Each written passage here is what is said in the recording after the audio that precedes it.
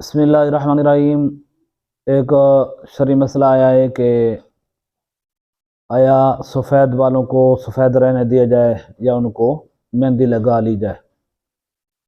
تو اس کا جواب یہ ہے کہ سفید بالوں کو رنگ لینا چاہیے سرخ مہندی سے، سرخ کلر سے،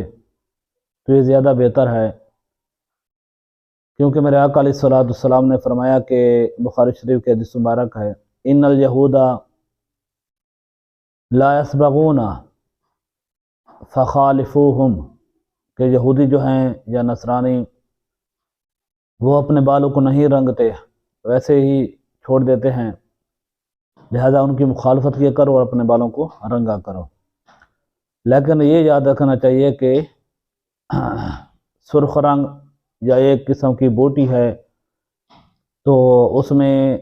سرخی زیادہ اور مائل بسیاہ ہوتا ہے، یعنی کالے رنگ کی طرف وہ رنگ مائل ہو جاتا ہے، ورنہ وہ کالا نہیں ہوتا، کیونکہ کالا رنگنے سے، کالی مہندی یعنی خضاب لگانے سے تو منع ہے، وہ ایسا کام کرنا حرام ہے۔ ہاں، مجاہدین کے لیے گنجائش ہے کہ جو جہاد پر جانے والے ہیں تو وہ اپنے آپ کو جوان ثابت کرنے کے لیے، مضبوط طاقتور ثابت کرنے کے لیے ایسا کام کر سکتے ہیں کہ وہ کالی مہندی کا استعمال کر سکتے ہیں، ورنہ باقیوں کے لیے بعض صورتوں میں بیوی کو خوش کرنے کے لیے بھی ہے گنجائش، لیکن لوگ اسے ایسے ہی ناجائز فائدہ اٹھا لیتے ہیں، تو لہٰذا سرخ مہندی سے رنگنا چاہیے سفید بالوں کو۔